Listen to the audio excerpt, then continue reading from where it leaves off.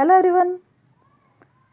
Today we are going to start another topic of English grammar, that is subject, verb, object.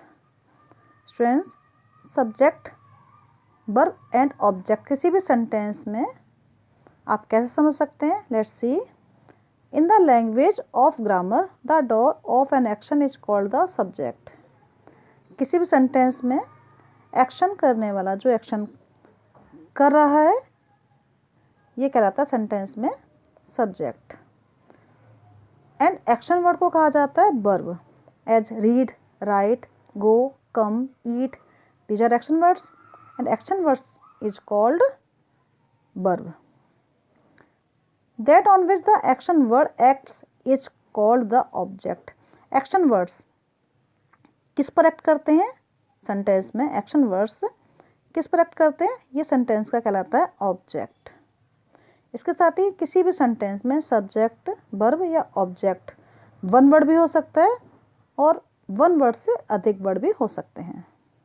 Now study the following table carefully to understand subject, verb and object. Now for example, first sentence is she has an apple. In this example, C is a subject. Who has an apple? We get answer C. जब आप verb के साथ who use करते हैं to asking a question, question पूछते हुए, तो जो आपको आंसर मिलता है वो आपका सब्जेक्ट होता है, right? So C is a subject and has helping verb है, so it is a verb. Helping verb like is, am, are, has, have, was, were, all are verbs. Object, यहाँ पर action किस पर हुआ है? Apple पर. Action act करता है हमारे एप्पल्स पर, सॉरी एप्पल पर. तो an apple is an object. Now second example, these girls sing songs. These girls sing songs. Who sing songs? So we get answer these girls. These girls is subject. And sing is an action word, so it is a verb, right? And sweet song, यहाँ पर action हो रहा है. These girls sing, ये girls गाती हैं. What? Sweet song. What they sing? Sweet song. So answer, sweet song is an object. All children love ice cream. Who love ice cream? We get answer all children. So all children is subject and love is an action word, so it is a verb. Ice cream, यहाँ पर action किस पर act करता है? Children किसको love करते हैं? Ice cream को. तो एक्ट हो रहा है ऑब्जेक्ट आइसक्रीम पर, so it is an object. Ice cream object. Next sentence, the children have read apples.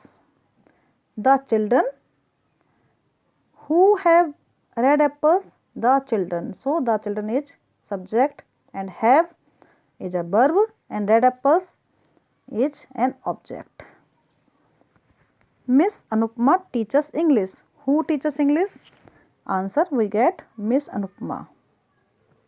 Miss Anupma subject है and यहाँ पर एक्शन हो रहा है टीच करने का, मीन्स पढ़ाने का.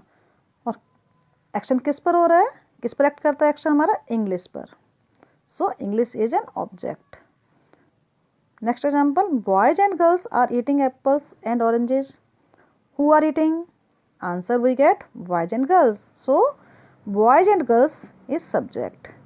Are eating verb or apples and oranges are object, right? Students, subject single word भी हो सकता है और two words भी हो सकते हैं या three words भी हो सकते हैं, right? Same as verb single word हो सकते हैं या सिंगल एक वर्ड से अधिक भी हो सकते हैं, 2 और 3 words. Same as object single word भी हो सकता है और मोर देन 1 वर्ड भी हो सकते हैं. Clear? Let's do exercise work. First question, tell the subject, the verb and the object in each sentence. यहाँ आपको आइडेंटिफाई करना है सेंटेंस में subject, verb and object. Now first sentence is Leela is singing a song. Who is singing a song? Leela, right? So Leela is a subject. Leela क्या है? Subject है. and verb is singing. Helping verb and verb both are verb. And object a song. यहाँ पर action word किस पर act कर रहा है? a song. So a song is object. Second sentence, all children love toys. It is clear. Who love toys? Subject, all children, right?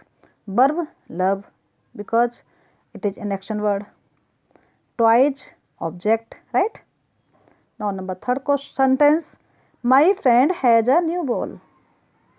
Who has a new ball? Answer we get my friend.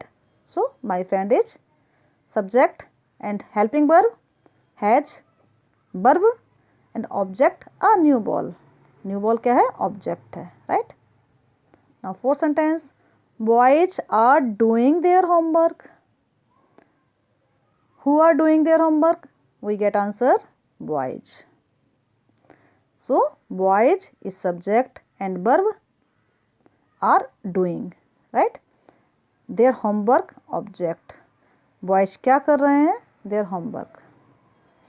Now sentence number 5. My uncle has a big house. Who has a big house? So we get clear answer my uncle. My uncle is subject in the sentence. Has is a verb and a big house is a object, right? So students, I hope so आपको आज का topic clear समझ आ गया होगा.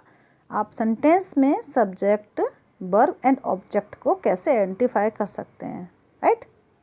Now keep learning, stay tuned. Thank you.